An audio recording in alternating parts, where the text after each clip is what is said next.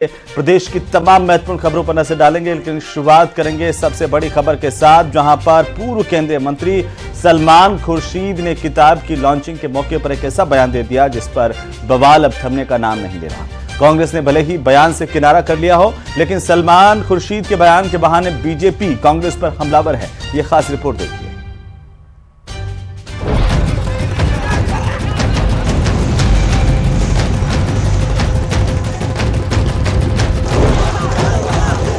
What's happening in Bangladesh can happen here. It's just that Bangladesh is a concentration of much that we have in our country. Salman Khurshid का बयान, फिर मचा घमासान, बांग्लादेश में बवाल, अपनों पर सवाल। पूर्व केंद्रीय मंत्री मुजीबुर रहमान की किताब Shikwa-e-Hind the political future of Indian Muslims के विमोचन के मौके पर सलमान खुर्शीद के बोल से पैदा हुआ बवाल थमने का नाम नहीं ले रहा। सलमान खुर्शीद ने कहा कि बांग्लादेश में जो हो रहा है वो भारत में भी हो सकता है। कथित तौर पर सलमान खुर्शीद ने कहा था कि ऊपर से सब कुछ ठीक लग रहा हो, लेकिन बांग्लादेश जैसे हालात यहाँ भी बन सकते हैं। बांग्लादेश में शेख हसीना के देश छोड़ने के बाद वहां रहने वाले अल्पसंख्यक हिंदुओं पर हमले शुरू हो गए। हिंदुओं के घरों और बिजनेस के साथ ही मंदिरों पर भी हमले किए जा रहे हैं। ऐसी परिस्थिति में सलमान खुर्शीद के बयान का तगड़ा विरोध होना ही था। इसलिए भारतीय जनता पार्टी ने खुर्शीद के खिलाफ मोर्चा खोल दिया है। बड़ी गंभीर बात है कि ऐसी चीज जो भारतवासी सोचते नहीं है उसका बीज बोया जा रहा है। ऐसा लग रहा है कि वो चाहते हैं। कांग्रेस के अंदर बहुत से ऐसे लोग हैं जो चाहते हैं कि देश बटे, या तो जातियों में बटे या धर्म के आधार पर बटे, लेकिन बटे जरूर, ये कांग्रेस की सोच है। कुछ लोग कोशिश कर रहे होंगे और कर रहे हैं, लेकिन नेतृत्व सक्षम है और हम सब जन भी नेतृत्व का साथ देते हुए ऐसी परिस्थितियों से निपटने का, उसमें हम भी उनको संबल दें ताकि हम सब लोग मिलकर के भारत में ऐसी स्थिति न बने। ये हम सब नागरिकों का दायित्व बनता है, हम सब इसको निभाएं। देखिए, कांग्रेस के लोगों की जो मानसिकता है वो हमेशा देश को तोड़ने की रही है। इन लोगों के दिल में जो चलता है वो निश्चित रूप से कभी न कभी इनकी जबान पर आ जाता है, लेकिन भारत की जो जनता है वो इनको हमेशा करारा जवाब देती रही है। देखिए, उनके बयान से उनकी मानसिकता झलकती है, क्योंकि बांग्लादेश और हिंदुस्तान के अंदर ज़मीन आसमान का फ़र्क है। हिंदुस्तान के अंदर देशभक्त लोग हैं, यहाँ ऐसी परिस्थितियाँ कभी नहीं आएगी। सलमान खुर्शीद के इस बयान से कांग्रेस ने किनारा कर लिया है। इस बीच प्रदेश के पूर्व कैबिनेट मंत्री प्रताप सिंह खाचरियावास ने कहा है कि पूरा विपक्ष केंद्र सरकार के साथ है। देखिए, भारत में बांग्लादेश जैसी स्थिति तो पैदा नहीं होगी। मेरा ये मानना है कि भारत एक ऐसा देश है जहां पर हर जाति धर्म के लोग अलग अलग प्रदेशों में रहते हैं। भारत का हिंदू, मुसलमान, सिख, ईसाई, फारसी, जैन, बौद्ध, किसी भी जाति धर्म का व्यक्ति हो, लेकिन जहां तिरंगे का और देश का जहां सवाल आता है वहां वो एक होकर खड़ा हो जाता है। बुधवार को पत्रकारों ने जब सलमान खुर्शीद से उनके इस बयान पर पूछा तो उन्होंने कहा, मैं जो भी कहता हूँ वो सार्वजनिक रूप से कहता हूँ, निजी तौर पर कभी नहीं। Bureau report, news 18 Rajasthan. तो वहीं निर्वाचन आयोग ने राजस्थान समेत देश के 9 राज्यों की 12 राज्यसभा सीटों पर होने वाले उपचुनाव का ऐलान कर दिया है। प्रदेश की एक राज्यसभा सीट पर 3 सितंबर को उपचुनाव होगा। रिपोर्ट देखिए। राज्यसभा की खाली हुई सीटों को भरने के लिए बुधवार को निर्वाचन आयोग ने नोटिफिकेशन जारी कर दिया।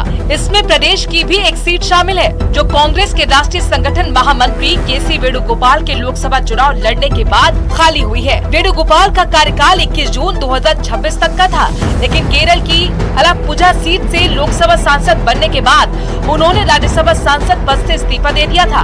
अब नियम के मुताबिक सीट खाली होने के 6 महीने के भीतर उपचुनाव होने जा रहे हैं। चुनाव आयोग के मुताबिक 14 अगस्त को नोटिफिकेशन जारी होगा, जिसके बाद नामांकन की प्रक्रिया शुरू हो जाएगी, जो 21 अगस्त तक जारी रहेगी। 22 अगस्त को नामांकन पत्रों की जांच की जाएगी। 27 अगस्त तक वापस होगी। 3 सितंबर को सुबह 8 बजे से शाम 4 बजे तक वोटिंग होगी। शाम 5 बजे नतीजे जारी कर दिए जाएंगे।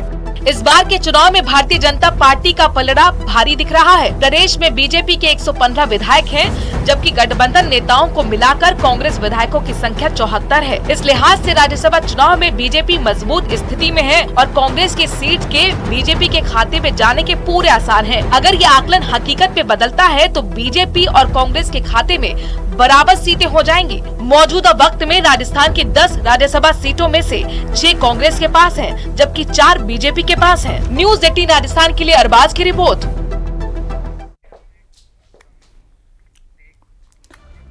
तो वहीं पेरिस ओलंपिक से रेसलर विनेश फोगाट के डिस्क्वालीफाई होने पर प्रदेश के मंत्री और पूर्व ओलंपियन राज्यवर्धन सिंह राठौड़ ने अपनी प्रतिक्रिया दी। दौसा में कार्यक्रम के दौरान राज्यवर्धन सिंह राठौड़ ने कहा कि उन्होंने हर मुकाबला एक चैंपियन की तरह खेला, लेकिन उनका वजन 100 ग्राम ज्यादा पाया गया, जो बड़े ही दुख की बात है। उन्होंने कहा कि विनेश हमेशा से चैंपियन थी और चैंपियन रहेंगी। अभी उनकी उम्र भी है, ऐसे में उनको हिम्मत नहीं हारनी चाहिए। बरसों की मेहनत होती है, फिजिकल मेहनत होती है, मानसिक रूप से भी एक खिलाड़ी को बहुत ऊंचाइयों गिराई, बहुत ऊंचाई नीचाई से गुजरना पड़ता है। बहुत तरह की चुनौतियां उनके सामने होती हैं। ये सब करने के बाद हमारी जो रेसलर हैं वो मुकाबले में उतरी और उन्होंने जिस तरह का मुकाबला करा, उनका पहला मैच ही एक बहुत ही तगड़े खिलाड़ी के साथ था। उन्होंने वहाँ उनको परास्त करा, उसी से तय हो गया था कि वो स्वर्ण पदक के दावेदार हैं। और उसके बाद जिस तरह से हर मुकाबला करा, वो एक असली चैंपियन की तरह खेल रही थी। अब इन ओलंपिक खेलों के जो रूल हैं, कायदे कानून है, उसके अंदर जो हर रोज़ जो इनकी वेट जो नापा जाता है, उसके अंदर मात्र 100 ग्राम से वो ऊपर पा गई, तो बहुत दुख की बात है। और विनेश के लिए मैं यही कहना चाहूँगा कि वो हमेशा से चैंपियन थी, हमेशा से चैंपियन रहेंगी और आगे भी उनकी अभी तो उनकी उम्र है, वो हिम्मत नहीं हारे। पूरा भारत उनके साथ है और एक बार जो चैंपियन होता है वो पूरे जीवन भर चैंपियन रहता है। और चलिए अब बात करेंगे हरियाली संकल्प की, क्योंकि दूदू में मुख्यमंत्री भजनलाल शर्मा ने एक पेड़ मां के नाम अभियान की शुरुआत की है। इस अभियान के तहत शुरुआत में 7 करोड़ पौधे लगाने का लक्ष्य राज्य सरकार की तरफ से रखा गया है। दूदू में जहां मुख्यमंत्री भजनलाल शर्मा ने एक पौधारोपण किया, तो वहीं जयपुर में डिप्टी सीएम दिया कुमारी और जोधपुर में कैबिनेट मंत्री मदन दिलावर और दौसा में राज्यवर्धन सिंह राठौड़ ने वृक्षारोपण किया।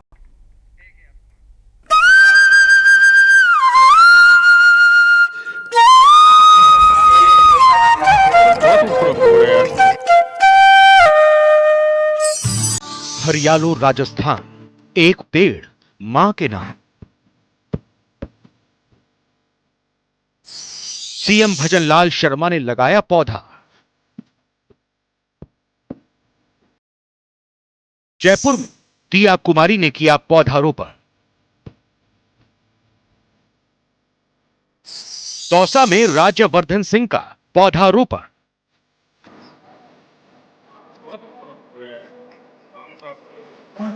हरियाली तीज पर राजस्थान में मुख्यमंत्री वृक्षारोपण महाअभियान हरियालो राजस्थान कार्यक्रम का शुभारंभ हुआ। दूदू जिले के गाड़ोता में मुख्यमंत्री भजनलाल शर्मा ने 75वें राज्य स्तरीय वन महोत्सव समारोह में इस अभियान की शुरुआत की। सीएम भजनलाल शर्मा ने समारोह स्थल पर पीपल का पौधा लगाया। इस दौरान पौधे की पूजा भी की। उनके साथ उप मुख्यमंत्री प्रेमचंद बैरवा, विधि मंत्री जोगाराम पटेल और वन मंत्री संजय शर्मा भी मौजूद रहे। अभियान के तहत पूरे राजस्थान में 7 करोड़ पौधे लगाए जाएंगे। लेकिन मैं आपसे इतना कहना चाहता हूं, हमारी संस्कृति के अंदर हम वृक्षों को भी पूजते हैं, हम पहाड़ों को भी पूजते हैं और हम नदियों को भी पूजते हैं, क्योंकि हमारी संस्कृति है, इनमें हमारे परमात्मा का वास होता है, भगवान का वास होता है। मैं इस मौके पर आपसे इतना कहना चाहता हूं, ये 75वां वन महोत्सव आज मनाया जा रहा है और हमने इसमें कुछ संकल्प भी लिए और संकल्प इसलिए लिए हैं कि हमारे पर्यावरण को ठीक प्रकार से किया जाए। हमारा पर्यावरण अगर ठीक होगा तो बारिश भी होगी। इसलिए हमने इस बार 7 करोड़ पौधे लगाने का आह्वान किया है। सीएम के अलावा डिप्टी सीएम दिया कुमारी भी इस अभियान का हिस्सा बनी, जिन्होंने जयपुर के विद्याधर नगर स्टेडियम में वृक्षारोपण किया। इस मौके पर ग्रेटर नगर निगम महापौर सौम्या गुर्जर भी उनके साथ थी। इस मौके पर डिप्टी सीएम दिया कुमारी ने सभी को पौधा लगाने के लिए प्रेरित किया। बहुत ही महत्वाकांक्षी अभियान है, बहुत महत्वपूर्ण अभियान है और हम सभी को हमारे पर्यावरण के लिए जिस तरह से ग्लोबल वार्मिंग बढ़ता जा रहा है, बहुत एक गंभीर विषय है। इसको कैसे हम लोग रोक सकते हैं, कैसे इसमें लगाम डाल सकते हैं, इसके लिए बहुत जरूरी है हम ज्यादा से ज्यादा वृक्षारोपण करें और एक वृक्षारोपण करके पेड़ को छोड़ ना दें, उसको अपनी माँ की तरह, अपने परिवार के सदस्य की तरह उसका रखरखाव भी। हरियाणा राजस्थान अभियान के साथ प्रधानमंत्री नरेंद्र मोदी के एक पेड़ मां के नाम अभियान को भी जोड़ा गया है। इस अभियान के तहत लगाए जाने वाले पौधों की जानकारी हरियाणा राजस्थान ऐप और भारत सरकार के मेरी लाइफ ऐप पर अपलोड की जाएगी। इसी कड़ी में प्रदेश सरकार के मंत्रियों ने भी इसमें हिस्सा लिया है। दौसा में राज्यवर्धन सिंह राठौर ने वैशाली नगर में स्थित हनुमान नगर पार्क में वृक्षारोपण किया। प्रधानमंत्री मोदी जी ने तो एक आह्वान करा है पूरे देशवासियों से कि हमें इस बारिश के मौसम में वृक्षारोपण करना चाहिए, अपनी माँ के नाम पर एक पेड़ लगाना चाहिए। माँ साथ में हो तो उनके साथ मिलकर लगाइए, ना हो तो उनकी याद में पेड़ लगाइए। इस वृक्षारोपण से जो पेड़ उगते हैं उससे संरक्षण मिलता है, हमें वातावरण और शुद्ध होता है, हमें जीवन मिलता है। आने वाली पीढ़ी को अगर हम वाकई में कुछ देकर जा सकते हैं वो है एक सुंदर मजबूत पृथ्वी, और वो इसी तरह से बन सकती है। धौलपुर में हरियाली तीज के मौके पर कैबिनेट मंत्री जवाहर सिंह बेढम ने पौधारोपण किया। झुंझुनू में अविनाश गहलोत, जैसलमेर में जोराराम कुमावत और झालावाड़ में ओटाराम देवासी ने पौधारोपण किया। पूरे राजस्थान में सभी जनप्रतिनिधिगण, सभी भामाशाह, सभी ये जो पर्यावरण प्रेमी हैं और सभी संस्थाएं मिलकर पौधारोपण का एक विशाल कार्यक्रम कर रही है। तीज के अवसर पर हरियाणा राजस्थान अभियान चला करके पूरे राजस्थान में 7 करोड़ पौधे लगाने का एक लक्ष्य रखा है और उसी लक्ष्य के तहत आज हरियाली तीज के अवसर पर यहाँ जैसलमेर में भी आज पौधारोपण का कार्यक्रम हुआ। परंतु एक पेड़ अगर माँ के नाम और एक पेड़ अगर राष्ट्र के नाम लगा दे तो हमारा भविष्य उज्जवल हो जाएगा, हमारा जिंदगी सुधर जाएगी। और पूरे राजस्थान के अंदर लाखों पेड़ लगेंगे और जैसा कि आप सभी जानते हैं अपन हर साल प्रतिवर्ष बरसात में वृक्षारोपण का कार्यक्रम करते भी हैं, लेकिन इतनी बड़ी मात्रा के अंदर राजस्थान का जितना वृक्षारोपण हो रहा है निश्चित रूप से ये एक वर्ल्ड रिकॉर्ड बनने वाला है। प्रभारी मंत्री और शिक्षा एवं पंचायती राज मंत्री मदन दिलावर जिला स्तरीय वन महोत्सव कार्यक्रम में हिस्सा लेने जोधपुर पहुंचे। सबसे पहले हाउसिंग बोर्ड स्कूल में पौधारोपण किया। हरियाणा राजस्थान के तहत 75वां जिला स्तरीय वन महोत्सव अजमेर में भी आयोजित किया गया। कार्यक्रम में विधानसभा अध्यक्ष वासुदेव देवनानी शामिल हुए, जिन्होंने लोगों से पेड़ लगाने की अपील की। हरियाणा राजस्थान एक पेड़ मां के नाम अभियान के तहत पूरे प्रदेश में जहां 7 करोड़ पौधे लगाने का लक्ष्य है, वहीं पहले दिन 1 करोड़ पौधे लगाए गए। Bureau report, news 18 Rajasthan.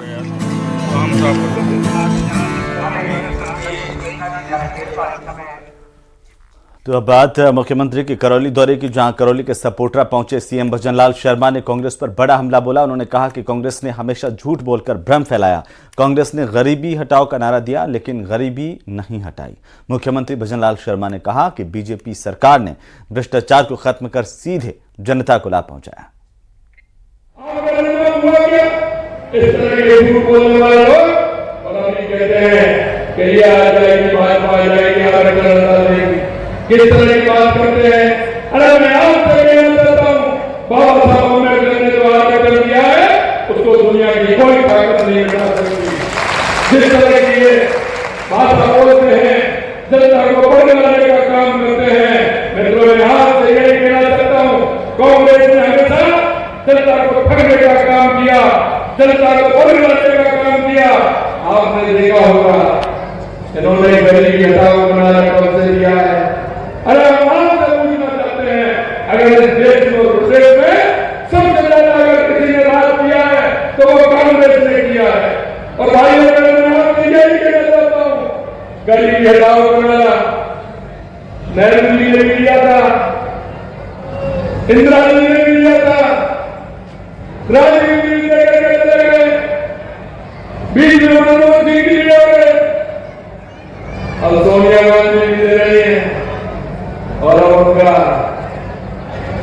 दबंगा बेटा रावत बाबा भी कह रहा है कि नंदी बेटा है। तो वहीं डूंगरपुर के दौरे पर आए प्रभारी मंत्री बाबूलाल खराड़ी ने सितंबर 2020 में हुए कांकरी डूंगरी दंगों की फाइलें खुलवाने की बात कही है। बाबूलाल खराड़ी ने कहा कि बंद फाइलें फिर से खुलेंगी और आदिवासी युवाओं को गुमराह करके दंगे भड़काने वालों पर कार्रवाई होगी। पत्रकारों से बातचीत करते हुए बाबूलाल खराड़ी ने कहा कि कांकरी डूंगरी दंगा एक सोची समझी साजिश थी।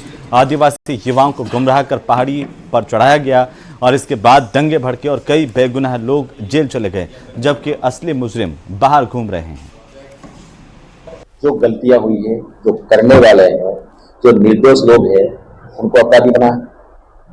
जो मेन हीरो थे इसमें, वो लोग अभी तक बाहर हैं। निश्चित रूप से इसकी पुनः जांच कराएंगे और मेन हीरो है, मेन अपराधी है, बच्चों को उकसा करके इस प्रकार का कांड कराया, उनके भी कार्रवाई कराएंगे। निश्चित रूप से खोले जाने चाहिए। अब मुख्यमंत्री से बात करेंगे, क्योंकि मेन अपराधी इसमें बचे हुए हैं, जिन्होंने बच्चों को उकसाया था, और निश्चित रूप से इसमें जांच होगी। तो वहीं जयपुर जिला कांग्रेस ने आज बिजली कटौती, बिजली के दामों में बढ़ोतरी और पेयजल समस्याओं को लेकर कलेक्ट्रेट पर धरना दिया। कांग्रेस नेताओं ने इस दौरान प्रदेश की सरकार के खिलाफ जमकर नारेबाजी की। धरने में विधायक गोपाल मीणा, पूर्व मंत्री बृजकिशोर शर्मा, जयपुर शहर कांग्रेस के अध्यक्ष आरसी तिवारी समेत कई कांग्रेसी कार्यकर्ता मौजूद रहे। वहीं कांग्रेसियों ने प्रदेश की सरकार पर कानून व्यवस्था समेत सभी मुद्दों पर फेल होने के आरोप लगाए। राजधानी जयपुर में सरकार की नीतियों के खिलाफ कांग्रेस का धरना दिया जा रहा है। जयपुर जिले की जो कांग्रेस की ओर से ये धरना दिया गया है, इसमें महंगाई से लेकर के बिजली, पानी, नगर निगम का एकीकरण समेत तमाम मुद्दों को शामिल किया गया। काफ़ी तादाद में बारिश के बावजूद यहाँ पर कांग्रेसी कार्यकर्ता पहुंचे और यहाँ पर कलेक्ट्रेट सर्किल पर पहुंच करके सरकार के खिलाफ, उसकी नीतियों के खिलाफ धरना प्रदर्शन कर रहे हैं। यहाँ पर आप देख सकते हैं कि तमाम जो जिम्मेदार हैं जयपुर जिला शहर के, वो मौजूद हैं, बाकायदा अपने जो है भाषण दे रहे हैं और जो बातचीत की जा रही है उसको लेकर के चर्चा करते हैं। आखिरकार क्यों ये धरना दिया गया है, क्या संदेश देना चाहते हैं सर? ये धरना क्यों दिया गया है, क्या बुनियादी मुद्दे? बुनियादी मुद्दे, राजस्थान की जनता को समय पर बिजली नहीं मिल रही है। इस बारिश के मौसम के बावजूद गाँव में 8-8, 10-10 घंटे की बिजली की कटौती की जा रही है। हालात बाढ़ जैसे, हम उनको सुविधाएं मुहैया नहीं करा पा रहे हैं। राजस्थान की जनता पे भार डाल जा रहा, 6 गुना पानी महंगा हो रहा है, बिजली की दरों में वृद्धि की जा रही है, बिजली हम दे नहीं पा रहे हैं। ये भारतीय जनता पार्टी की पर्ची की सरकार दिल्ली के कहने से चलती। पानी के बिल बढ़ा दो, बिजली के बिल बढ़ा दो। हालात, कानून व्यवस्था ऐसी है कि राजस्थान के मुख्यमंत्री के गृह निर्वाचन जो विधानसभा क्षेत्र है सांगनेर, राजस्थान में सबसे ज्यादा क्राइम वहाँ हो रहा है, अपहरण की घटनाएं वहाँ हो रही है, बलात्कार की घटनाएं वहाँ हो रही है, जेब कतरी की घटनाएं वहाँ हो रही है, मोबाइल स्नैचिंग का घटनाएं वहाँ हो रही है, और कह रहे हैं कि राजस्थान में कानून में हम नंबर 1 पर है। विरोध प्रदर्शन जारी है। तमाम लोग जो कांग्रेसी हैं वो यहाँ पर विरोध कर रहे हैं। नगर निगम के एकीकरण का विरोध है, सरकार की नीतियों का विरोध है, बिजली से लेकर के बारिश के जल भराव और दूसरी जो समस्याएं, अपराध से लेकर के जो सरकार के चुनावी वादे, उन तमाम चीज़ों को लेकर के विरोध प्रदर्शन किया गया है। और यहाँ पर सरकार को जो है ये कहा गया है कि आमजन को जो राहत पहुँचाने फैसले हैं वो त्वरित किए जाएँ। अरबाज अहमद, न्यूज़ 18 के लिए जयपुर से। तो वहीं राजसमंद के पबराना गांव में एक युवक ने ससुराल वालों से तंग आकर खुदकुशी कर ली। एक रिपोर्ट देखिए। इन लोगों ने मुझे इतना परेशान किया है कि मैं मरने पर मजबूर हूँ। ना तो कोई मुझे मरने का कोई शौक है, ना मैं मुझे इन लोगों ने बहुत परेशान किया। मैं मेरी जिंदगी में ऐसा कभी दर्द किसी के नहीं देखा। राजसमंद के पबराना गांव में एक युवक ने ससुराल वालों से तंग आकर खुदकुशी कर ली। खुदकुशी से पहले उसने एक वीडियो भी बनाया और सुसाइड नोट भी लिखा, जिसमें उसने अपनी मौत के लिए ससुराल वालों को जिम्मेदार ठहराया।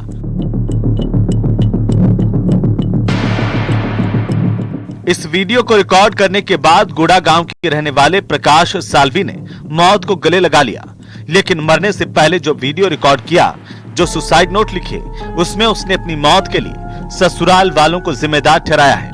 बताया जा रहा है कि पिछले 6 महीने से मृतक अपने ससुराल में ही रह रहा था।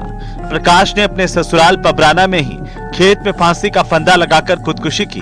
उसका आरोप था कि ससुराल वालों ने कई बार उसके साथ मारपीट की, लेकिन समाज में बदनामी के चलते वो चुप रहा। ससुराल था पबराना, ये 2-4-6 महीने से मैं ससुराल में खेती कर रहा था, वहीं रह रहा था। अब जो भी घटना उसके साथ हुई है, क्या उसने खुद ने सुसाइड नोट लिख के रखा है 3 पेज का, उसने वीडियो बनाने के लिए भी डाला है। 3 सुसाइड नोट है उसमें। और अब जांच करवा रहे हैं। हमारी सबकी यही मांग है कि भाई वास्तव में जो सही जांच हो और दोषी हो उनको सजा मिले। सही प्रशासन से और पुलिस प्रशासन से यही हमारी मांग है। भाई सच्चाई जो है, दूध का दूध और पानी का पानी। अब इसमें हम तो क्या बताएं, खुद इसने लिख के 3 नोट पेश किए हैं। सुसाइड नोट के मुताबिक प्रकाश ने अपने ससुराल वालों को 1,60,000 रुपए दिए थे। वो उन्हीं पैसों की मांग कर रहा था, लेकिन उसकी सास मांगी बाई साला रामजी सालवी पैसा देने से इनकार करते रहे। इतना ही नहीं, उसे अपने साथ रखने के लिए खेती के पैसे का लालच भी दिया। बहरहाल सुसाइड नोट और वीडियो के आधार पर अब मामले की जांच की जा रही है। सच्चाई क्या है, ये जांच के बाद ही साफ हो पाएगा। राजसमंद से न्यूज़ 18 राजस्थान के लिए अलकेश सनाडे की रिपोर्ट।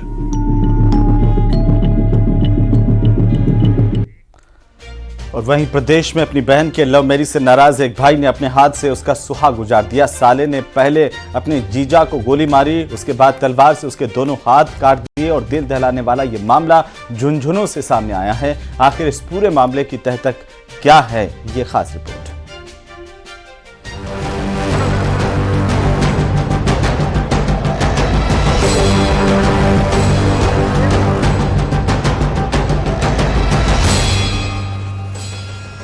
साले ने बहनोई को मार डाला, पहले गोलियों से भूना, फिर तलवार से हाथ काट डाला।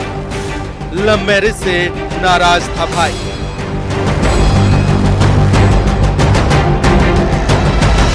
झुंझुनू के महपालबाज गांव में बहन की लव मैरिज से नाराज एक भाई ने अपनी बहनोई को मौत के घाट उतार दिया। अपने साथियों के साथ आए आरोपी ने अपने जीजा को गोलियों से भून डाला।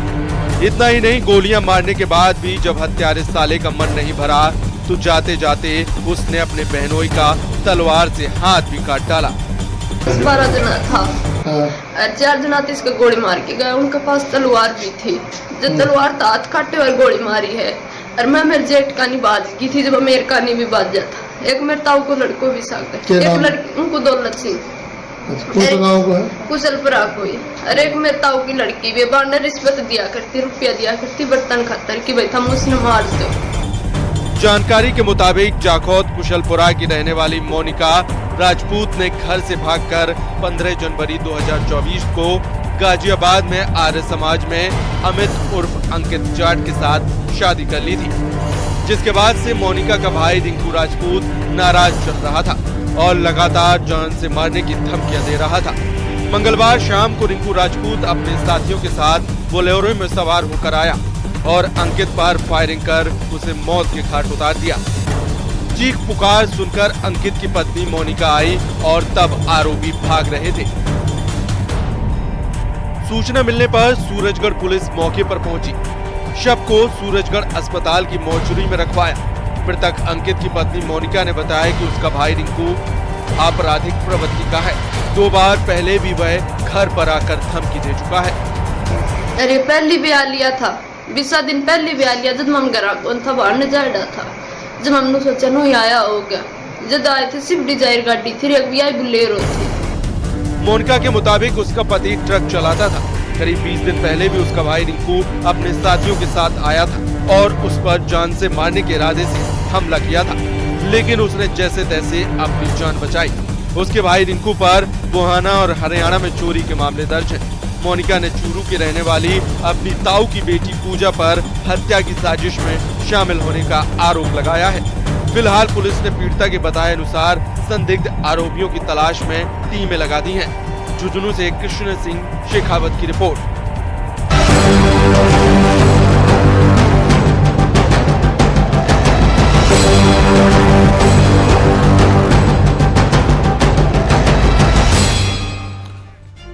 तुम्हारो राजस्थान में खबरें अभी और भी हैं, लेकिन फिलहाल वक्त तो चला एक छोटे से ब्रेक का। जल्द लौटेंगे। आप देखते रहिए प्रदेश का number 1 news channel news 18 Rajasthan.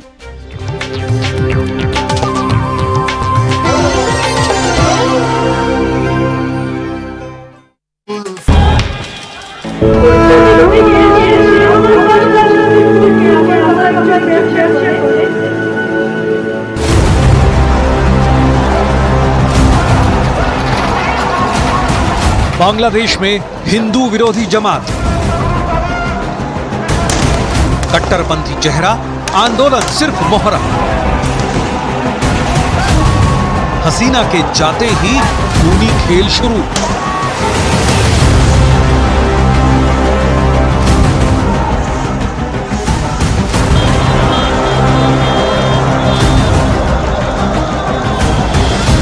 Bangladesh में शेख हसीना के इस्तीफे के बाद भी माहौल ठंडा नहीं हो रहा है। हर तरफ आगजनी, हमले, लूटपाट और हत्याओं का दौर चल रहा है, जिसे जो जहां मिल रहा है उसे ही लूट कर भाग रहा है। कानून व्यवस्था धराशायी है, लेकिन जो सबसे डरावनी कहानी है वो ये कि अल्पसंख्यक। भाजपा देहात मंडल के महामंत्री दयाराम शर्मा इस दौरान चोटिल हुए हैं। महामंत्री दयाराम शर्मा के पैर में फ्रैक्चर हो गया है। भारतीय जनता युवा मोर्चा के जिलाध्यक्ष सुशील जोशी पर मारपीट करने के गंभीर आरोप लगे हैं। ये बड़ी जानकारी है। इस वक्त की मंत्री सुमित गोदारा का कार्यक्रम था और इस दौरान भाजपाई कार्यकर्ता आपस में भिड़ गए। भाजपा देहात मंडल के महामंत्री दयाराम इस दौरान चोटिल हो गए हैं। भाजपा युवा मोर्चा के जिलाध्यक्ष पर मारपीट करने के आरोप लगे हैं। तो मंत्री के कार्यक्रम के दौरान बीजेपी के कार्यकर्ता पदाधिकारी आपस में भिड़ गए, एक दूसरे के साथ मारपीट की गई है। इसे लेकर के बड़ी खबर है। हनुमानगढ़ से इस वक्त की सबसे बड़ी खबर मिल रही है। आपको बता दें कि हनुमानगढ़ के कोहला में मंत्री सुमित गोदारा का कार्यक्रम था। इसी दौरान बीजेपी के कार्यकर्ता पदाधिकारी आपस में भिड़ गए। जानकारी के मुताबिक भाजपा देहात मंडल के महामंत्री दयाराम शर्मा चोटिल हुए हैं।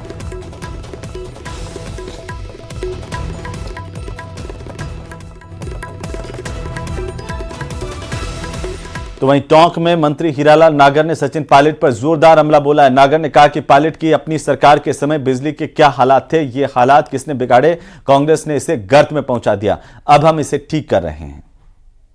बिजली का मुद्दा हमारे यहाँ से आपके जिले से मंत्री हैं पानी के कन्हैयालाल जी, उन्होंने पानी के मुद्दे पर जवाब दिया, मैंने बिजली के मुद्दे पर जवाब दिया।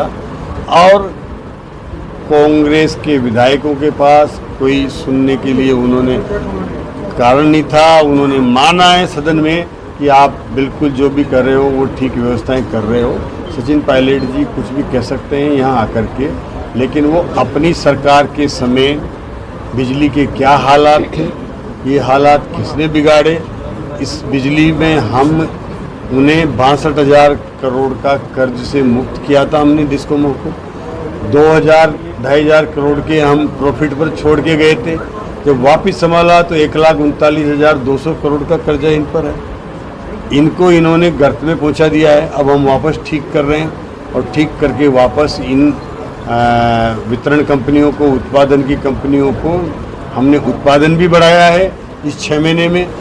हम जहां कांग्रेस के समय 50-55% उत्पादन होता था, हम 74% उत्पादन लेकर के आए हैं। ये हमारी क्षमता है। हमने कोयला बढ़ाया है, हमने रिपेयर मेंटेनेंस बढ़ाई है, हमने वहाँ रख रखाव को ठीक किया है, जिससे उत्पादन बढ़ा है। और बिजली हमने उनसे कई गुना ज़्यादा सप्लाई की है। जितनी उन्होंने बैंकिंग करके और हमारे ऊपर जो वोट डाला था उसको लौटाया हमने ज़्यादा है, हर दिन काटी उससे कम है। ये उधर जोधपुर में हो रही लगातार बारिश की वजह से लोहावट और आसपास के इलाकों में बाढ़ जैसे हालात पैदा हो गए हैं। जलभराव की वजह से जनजीवन पूरी तरह से अस्त व्यस्त हो गया है। खासतौर पर लोहावट कस्बा और आसपास के गांव में स्थिति बेहद गंभीर बनी हुई है। कई ढाणियां पानी में डूब गई हैं, जिसमें विशनावास और जाटावास कस्बों के बीच का संपर्क भी टूट गया है। लोहावट थाना पुलिस चौकी के बाहर का नज़ारा देखिए, किस तरीके से पुलिसकर्मी भी अब आने जाने के लिए ट्यूब से बनी नाव का सहारा ले रहे हैं। ये पुलिसकर्मी भी साफ सफाई करने वाले वाइपर और लकड़ी के सहारे थाने में पहुंचने की कोशिश कर रहा है। थाने के कमरों में पानी रोकने के लिए रेत के कट्टे लगाए गए हैं। दरअसल शहरी क्षेत्र में तो एनडीआरएफ और एसडीआरएफ रेस्क्यू का काम भी कर रहे हैं और उनके पास कई संसाधन भी हैं, लेकिन पुलिस विभाग के पास बाढ़ से बचाव का कोई संसाधन नहीं है और लिहाजा यहां पर आम लोगों के साथ साथ पुलिस भी अब परेशान है।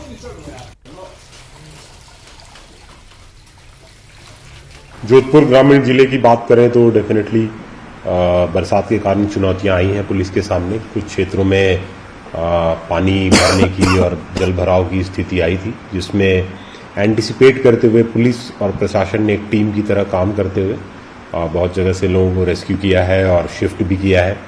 ओसिया की बात करें तो चेरई क्षेत्र में पानी भरने से कुछ लोगों को वहाँ फैमिलीज़ को पंचायत भवन में शिफ्ट किया गया है और उन्हें वहाँ पे टेम्परेरी एक शेल्टर दिया गया है। तो इस तरह के इश्यूज जहाँ भी आ रही है, प्रशासन और पुलिस एक टीम की तरह काम करके लोगों को रेस्क्यू कर रही है और काम इसमें चल रहा है।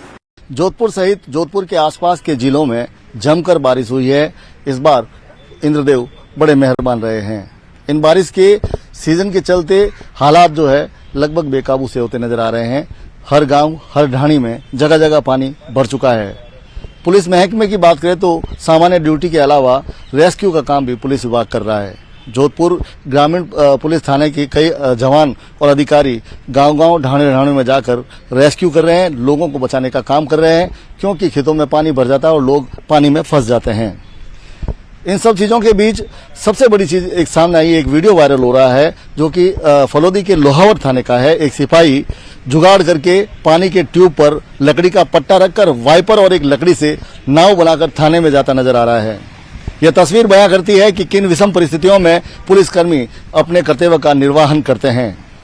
हालांकि रेस्क्यू करने का काम पुलिसकर्मियों के द्वारा करवाया जाता है, लेकिन संसाधन पुलिसकर्मियों को किसी भी प्रकार के। उधर बारां के अंतर स्थित बड़गांव की पुलिया बारिश के चलते क्षतिग्रस्त हुई है और बारिश में तेज बहाव के चलते पुलिया का एक हिस्सा बह गया है।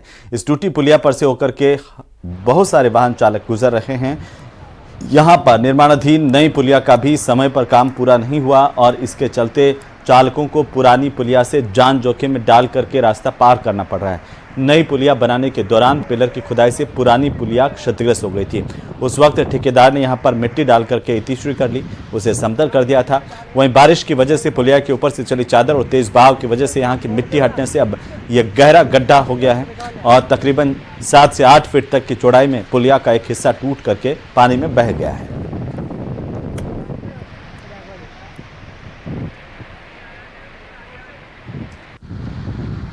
तो वहीं मानसून की अच्छी बारिश के बाद रामदेवरा इलाके के ग्रामीण में चारों तरफ पानी पानी देखने को मिल रहा है।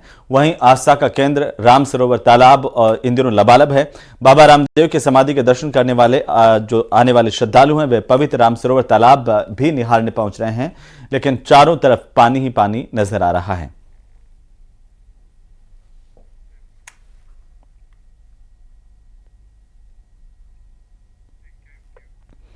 वहीं जल जीवन मिशन महाघोटाला मामले को लेकर सीबीआई ने घोटालेबाजों पर शिकंजा कसना शुरू कर दिया है। यह महाघोटाला मेसर्स गणपति ट्यूबवेल और श्री श्याम ट्यूबवेल से जुड़ा हुआ है। ठेकेदार पदमचंद जैन और संजय बड़ाया से पूछताछ के बाद अब सीबीआई की जांच तेज हो गई है। सीबीआई ने तत्कालीन एसीई मनीष बेनीवाल का रिकॉर्ड भी तलब किया है। इसके अलावा इरकॉन सर्टिफिकेट से टेंडर आवंटन का रिकॉर्ड भी मंगवाया है। इरकॉन के फर्जी सर्टिफिकेट से मनीष बेनीवाल ने टेंडर जारी किए थे। इसके अलावा अजमेर के अतिरिक्त मुख्य अभियंता से भी रिकॉर्ड खंगाला जा रहा है। आपको बता दें कि 900 करोड़ के जेजेएम महाघोटाले की सीबीआई जांच कर रही है।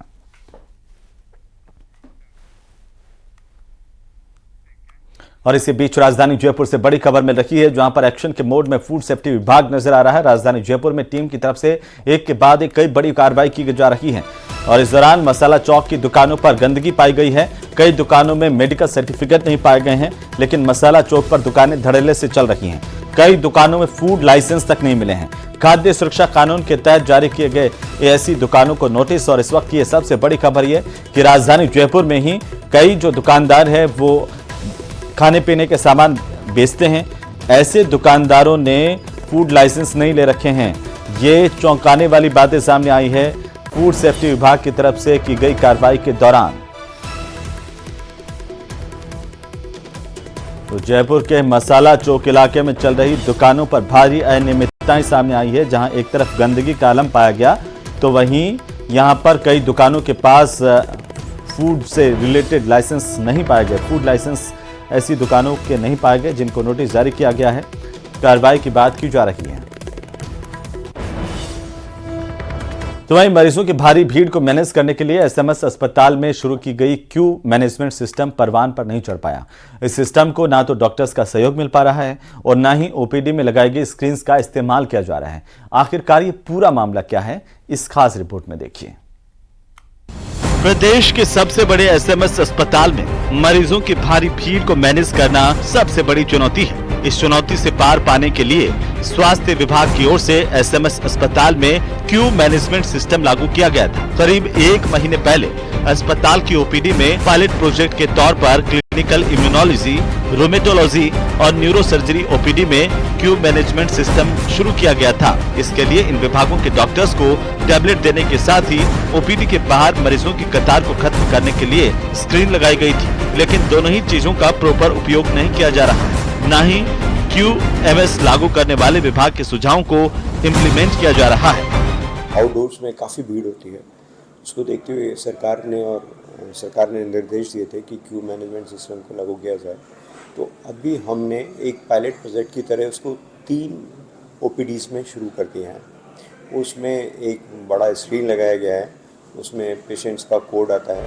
मौजूदा वक्त में ओपीडी की पर्ची यूनिट के अनुसार बनाई जा रही है। मरीज रजिस्ट्रेशन पर्ची लेने के बाद किसी भी कैबिन में किसी भी डॉक्टर से परामर्श लेता है। इस कारण से क्यू मैनेजमेंट नहीं हो पा रहा। एसएमएस मेडिकल कॉलेज के प्रिंसिपल डॉक्टर दीपक माहेश्वरी का कहना है कि मरीजों की भीड़ बहुत ज्यादा है।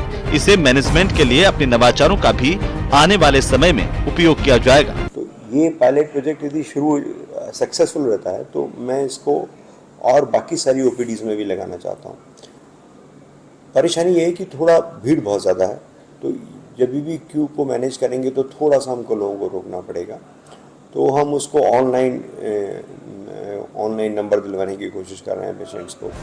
दरअसल किसी भी संस्थान में नवाचार लागू किए जाते हैं तो बदलाव के डर से कार्मिक सहज नहीं हो पाते। यही हाल एसएमएस अस्पताल की ओपीडी का भी है। दिल्ली एम्स और कॉर्पोरेट अस्पताल में ओपीडी में मरीजों को दिखाने की एक पूरी व्यवस्था है। एसएमएस अस्पताल में इस व्यवस्था को लागू करने की कोशिश जरूर की गई है, लेकिन इच्छा शक्ति की कमी के चलते ये संभव नहीं हो पा रहा। सौरभ ग्रेस्ती, न्यूज़ 18 राजस्थान।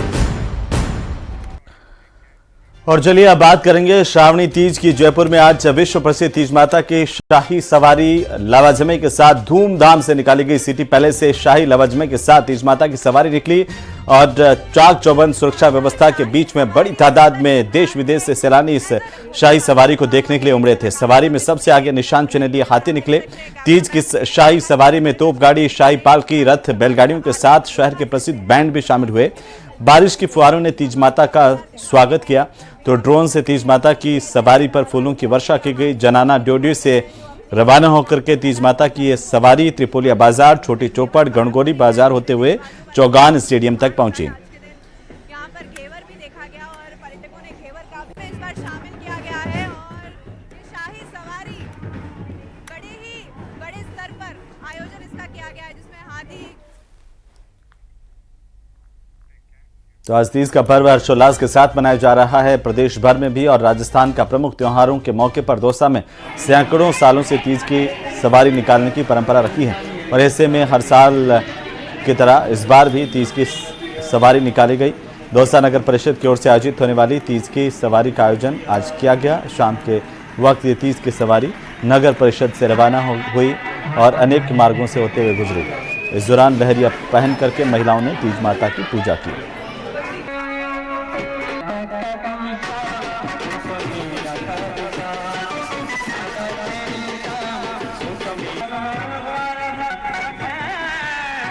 ये दौसा में बहुत पुरानी परंपराएं चल रही हैं। वर्षों से ये नगर परिषद की तरफ से तीज की सवारी निकलती है।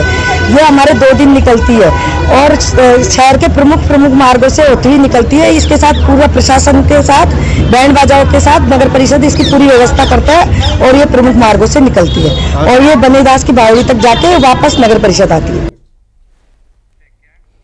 और इसी के साथ ही इस बुलेटिन में फिलहाल इतना ही। एक छोटे से ब्रेक के उस पार देखिए प्रदेश की सबसे बड़ी टीम।